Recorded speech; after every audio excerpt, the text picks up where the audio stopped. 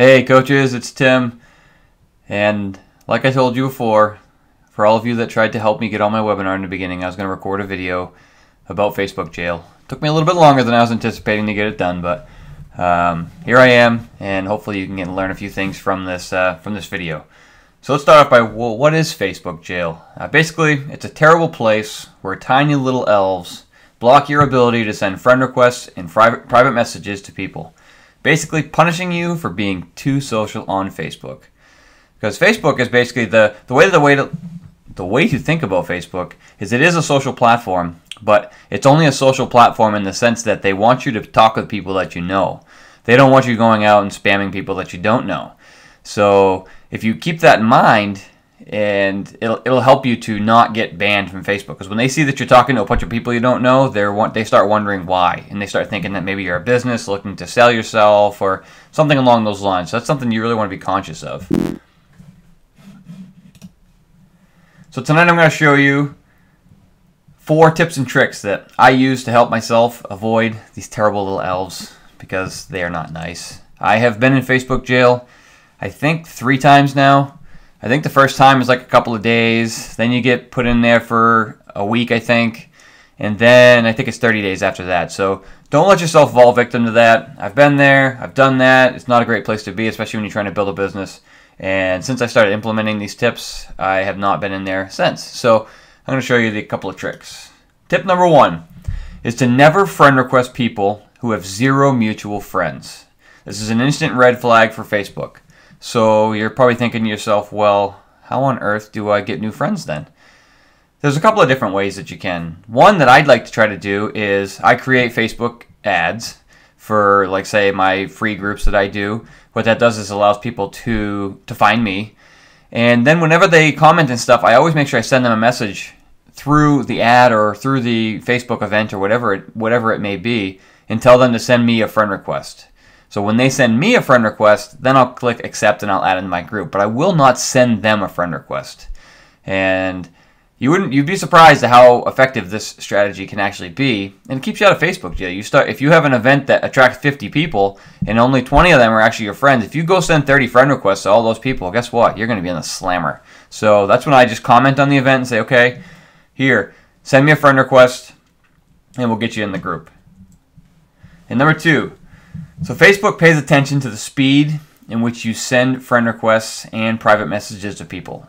So keep that in mind. People always wonder, well, where's the limit, or how many can I send a day? So basically the way to look at it is no more than 10 messages in an hour, ever. That's their cutoff line. I've done a lot of research. I've talked to a lot of people that know a lot about Facebook and have done a lot of extensive research about this, and the magic number is 10. So once you sent that 10th message, do not send another message without waiting at least 60 minutes from the last time you sent that message. That's a little tip and trick that I learned that took me forever to figure out, but now that I know it, I like to share it with everybody that I can because it works. Number 3 is that you can send messages to people who have mutual friends and it does not go into their other folder. So send 5 messages a day to people. So how cool is that? So you're probably asking, well, how do I find those people? So if you go into, this is my home page. If I go into my friends list here, if you look up here at the top, it has find friends.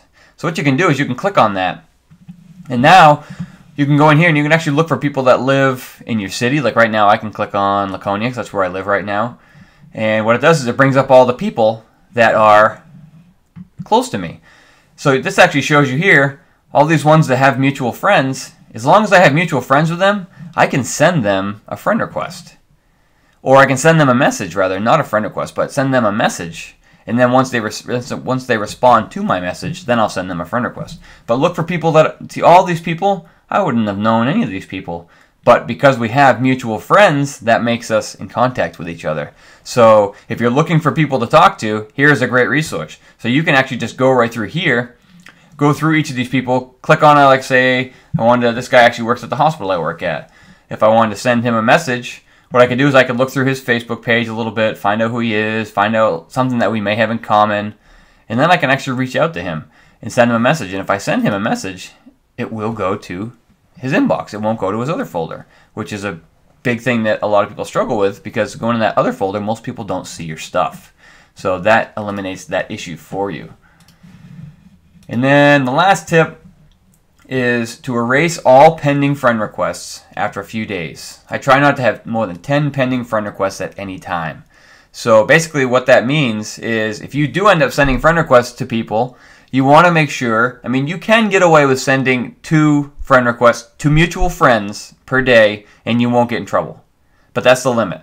So, and I don't like to have any more than, say, 10 is a really good number of pending friend requests. So what you can do is you can actually go in and erase them.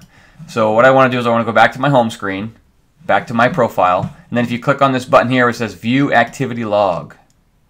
Now over here on the left-hand side where it says photos, likes, comments, about, friends, you can actually click on this Friends button, and it actually gives you all of the information of who you've talked to and if they've given you friend requests or not. So see, it shows here that, like this one here, I sent a friend request to him, and then he accepted it. But I know for a fact that down here, let's see, I think it was, let's see, 'cause you can actually hover over the name and make sure that it says friends. If it doesn't say friends, you can actually cancel it.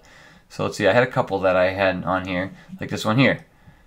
See, friend request sent. They didn't accept my friend request, so I can actually cancel the friend request. Just cancel it there.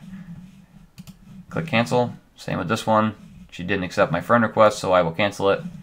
No harm, no foul. Maybe she doesn't look at Facebook, or, you know, the people that don't accept your friend request, if it's because they're not on Facebook, then guess what? You probably don't want them to be on your friends list anyway. So, but that's basically it for this one. Just to kind of show you a couple of tips and tricks. Those 4 tips I use on a daily basis, and I have not been in Facebook jail for 2 years now, so I know that it works. And this is actually the culmination of the little tips and tricks that I've learned from all the research and all of the actual Facebook stuff that I've paid for. So hopefully this helps you guys. If it does, share it within your team. You know, share it with anybody you think that it could help. And let's all stay out of Facebook jail, because there's no reason to be in there once you know how to stay out of there. And you can reach out to people, you can talk to lots of people, but you just have to do it in a organized fashion. So hopefully that helps you guys.